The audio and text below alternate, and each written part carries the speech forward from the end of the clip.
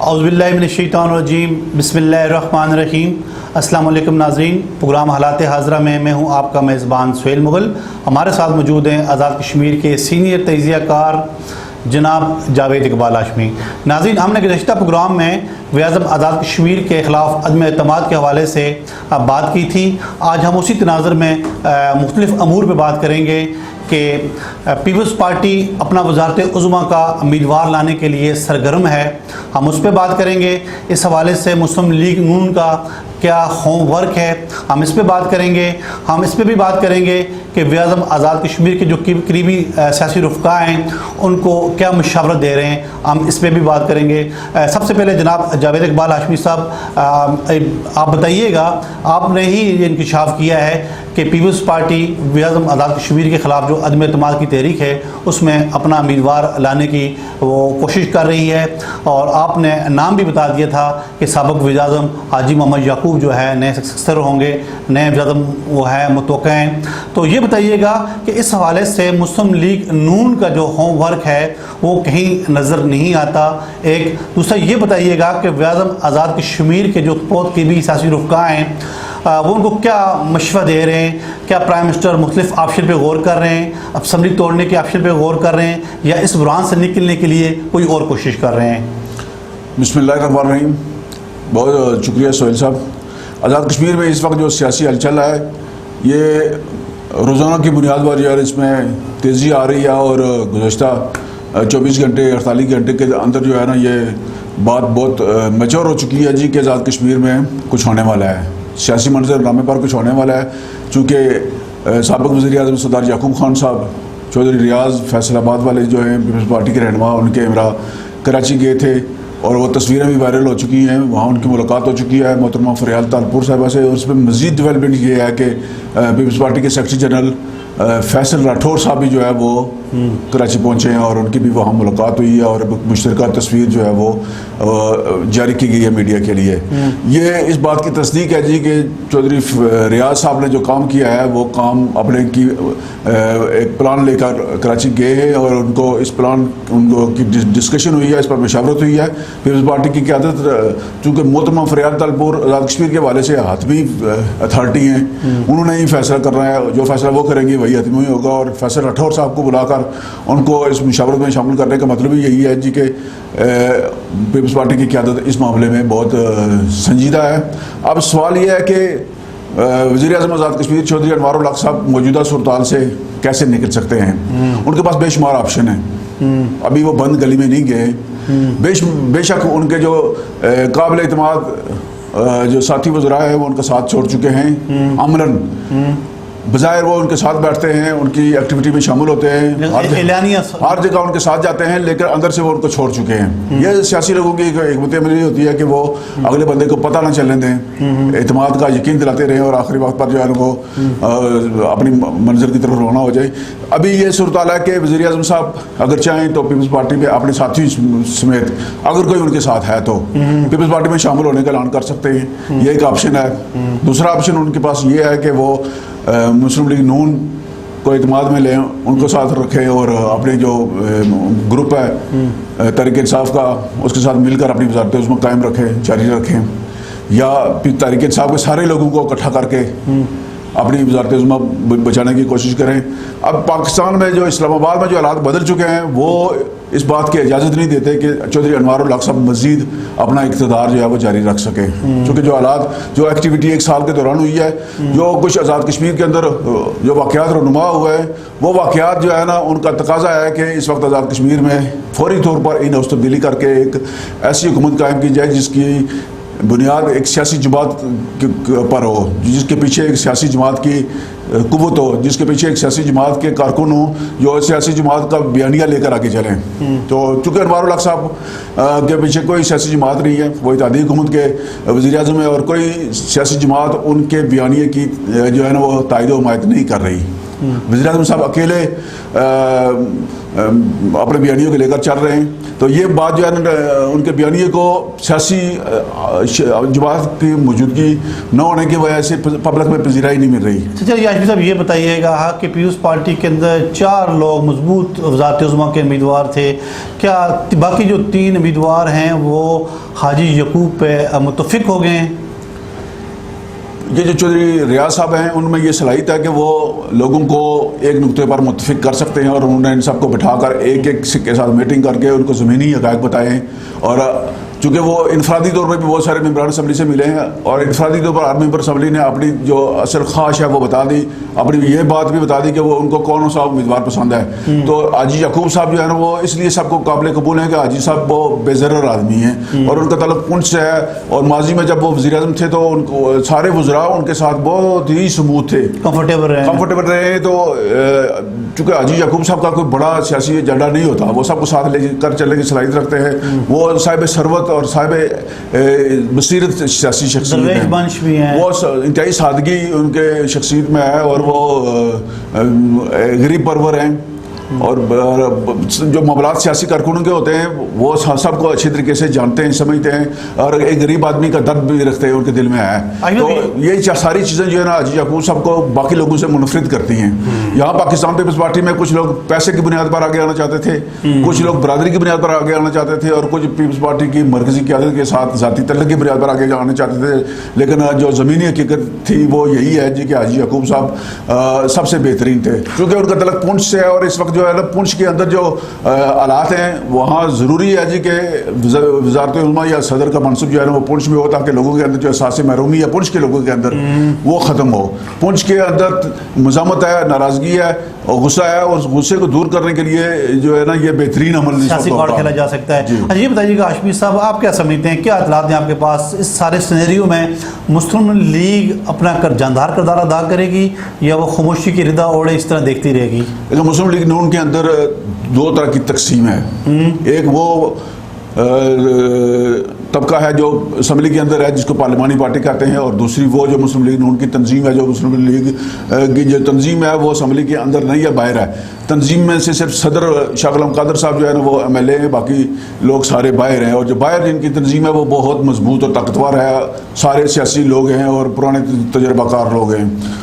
जो मुस्लिम लीग नून के पुराने लोग हैं जिनका तलक जमात की जो जमात की पॉलिसी बनाते हैं, उनकी ख्वाहिश है जी कि हमें एक सियासी जमात के तौर पर अपोजिशन का किरदार अदा करना चाहिए ताकि हम अपनी जमात और कारकुनों को जो है ना वो मुतमिन कर सकें और अगले इलेक्शन की तैयारी कर सकें। अब असल टारगेट अगला इलेक्शन है, 2026 का इलेक्शन है, और 2026 के इलेक्शन के लिए ज़रूरी है कि मुस्लिम लीग नून ने अगर उस इलेक्शन में बसीर जमात के कोई कामयाबी हासिल करने की हिकमत अमली बनानी है तो अभी से उनको पब्लिक में जाना पड़ेगा।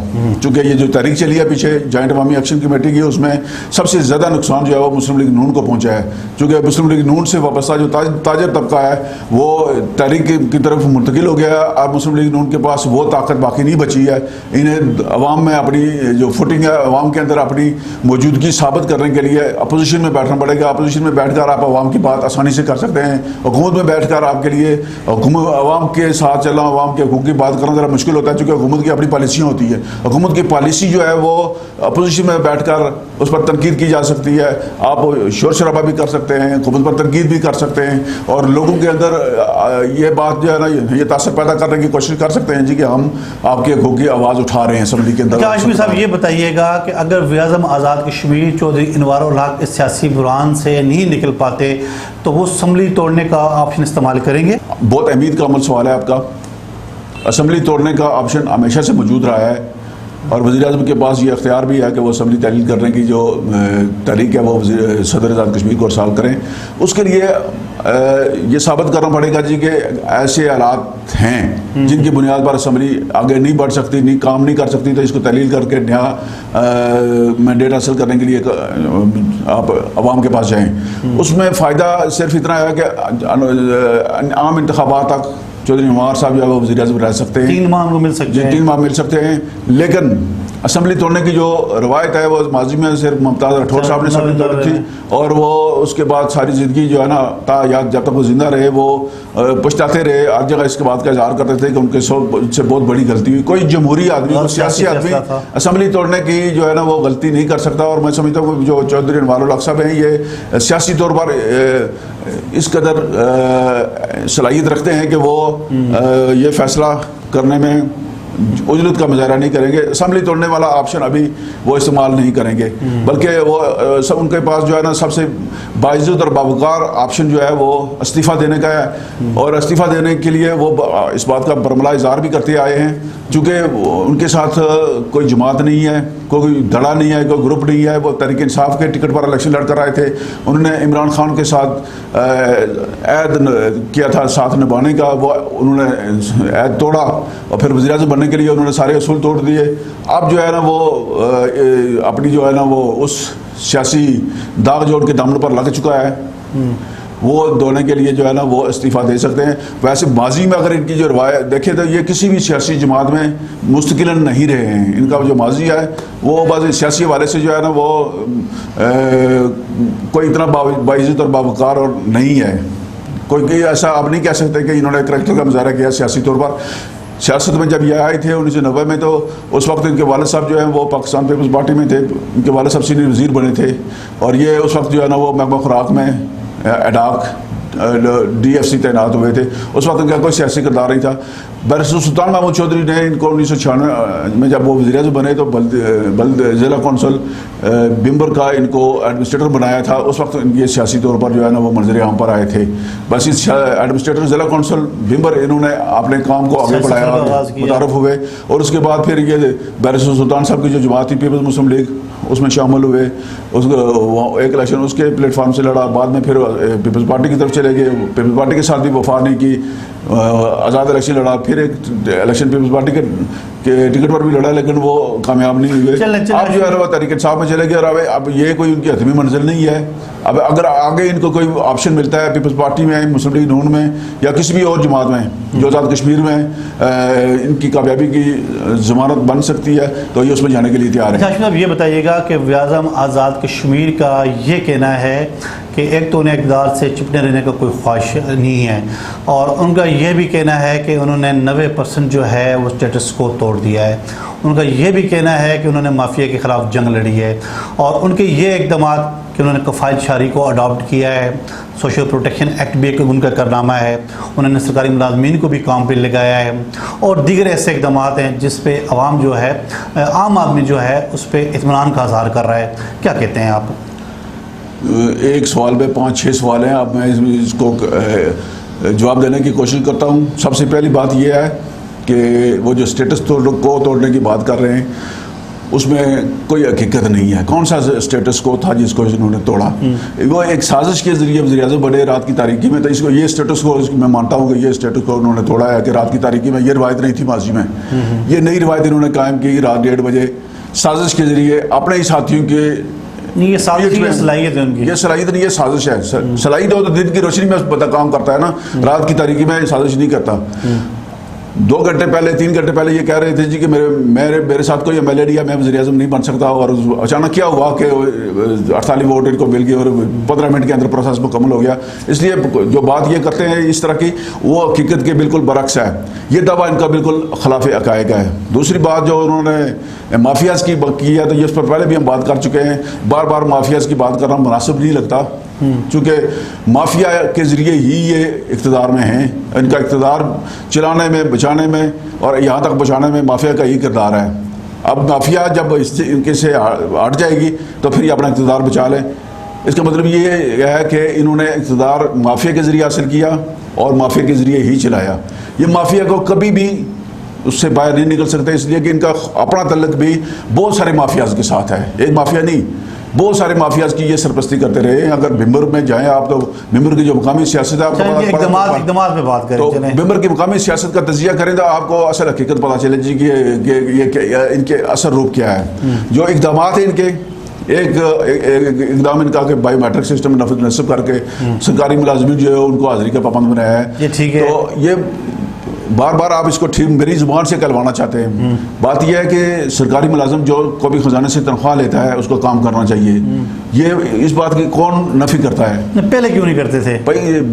एका दुका मुलाजिम होते हैं जो सियासत करते हैं, उनकी वजह से सारे मुलाजमीन बदनाम होते हैं। आज़ाद कश्मीर में थोड़े मुलाजमीन ऐसे हैं जो काम नहीं करते, अक्सरियत ऐसी है जो अपनी पेशा वराना फ़राइज़ जो है ना अपना जो तनख्वाह है वो हलाल करके खाते हैं, हलाल करके वसूल करते हैं। तो ये बात जो है ना मुनासिब रही है कि सरकारी मुलाजमीन जो है ना वो चोर कम चोर है या इन्होंने उनको काम पर लगाया। हाँ, इन्होंने सख्ती ज़रूर की है, सरकारी मुलाजमीन की इज़्ज़त नफ्स मजरूह की है, सरकारी अफसरान की इज़्ज़त नफ्स मजरूह की है, सरेआम उनको गालियाँ दी है। और यही वजह है कि इस वक्त 20 अफसरान जो है वो OSD हैं, उनका जुर्म बताएं। जो अगर ये गुड गवर्नेंस है तो फिर बताए ना कि ये जो OSD करके साइड पर बैठाए हुए हैं, क्यों बैठाए हुए हैं? आपके जो करीबी ब्यूरोक्रेट्स हैं वो जो बात आपको कहते हैं आप उस पर आंख बंद करके अमल कर देते हैं। ये बड़ा मतलब गैर मुनासिब कर्ज अमल है। मेरिट वो होता है जो अहलियत और सलाहियत की बुनियाद पर बगैर किसी सिफारिश के जो है ना आप किसी बंदे को उसकी ऐसी जगह पर तैनात करें जहां उसकी ज़रूरत है, और उसके बाद देखेंगे वो डिलीवर करता है या नहीं करता। सरकारियों का जो ये सरकारी गाड़ियों का जो बेदरीक इस्तेमाल है इस पर कंट्रोल किया गया है, ये कंट्रोल हुआ। ये इसमें आप क्रेडिट गवर्नमेंट को देते हैं, लेकिन इस पर आप अगर थोड़ा सा पीछे जाए अगर आपको याद हो, अगर आप कभी तंगा स्टैंड से बाहर निकले हों तो फील्ड में गए हों तो आपको पता चले जाए कि जो अदालत आलिया है, अदालत आलिया ने इस पर नोटिस लिया था और तमाम गाड़ियाँ जो इजाफी इस्तेमाल महकमों के पास थी, जो गैर जरूरी इस्तेमाल हो रही थी, जो खिलाफ इस्तेकाक इस्तेमाल कर रहे थे लोग, वो रूल है हाई कोर्ट का जो वहाँ साथ मुलिका ग्राउंड है वहाँ जमा की थी सारी गाड़ियाँ। उसके बाद फिर गवर्नमेंट ने ट्रांसपोर्ट पॉलिसी लिया गवर्नमेंट को, उससे पहले जो है ना उनको इसकी नहीं हुई तो तौफीक नहीं हुई। अदालत ने जब मुदाखलत की तो फिर इनको भी जो है ना वो महसूस हुई होगा जी कि ये जो गलत काम हो रहा है उसको हम ठीक करते हैं। बहुत शुक्रिया जनाब जावेद इकबाल हाशमी साहब। नाज़रीन, आज हमने अपने प्रोग्राम में आज़ाद कश्मीर में जो सियासी बुरहान है और जो अदम एतमाद की बात गश्त चल रही है, हमने उस पर तफसील के साथ बात की। अगले प्रोग्राम में नए मौज़ूआत, नए सवालात के साथ हाज़िर होंगे। तब तक के लिए दीजिए इजाज़त। अल्लाह हाफ़िज़।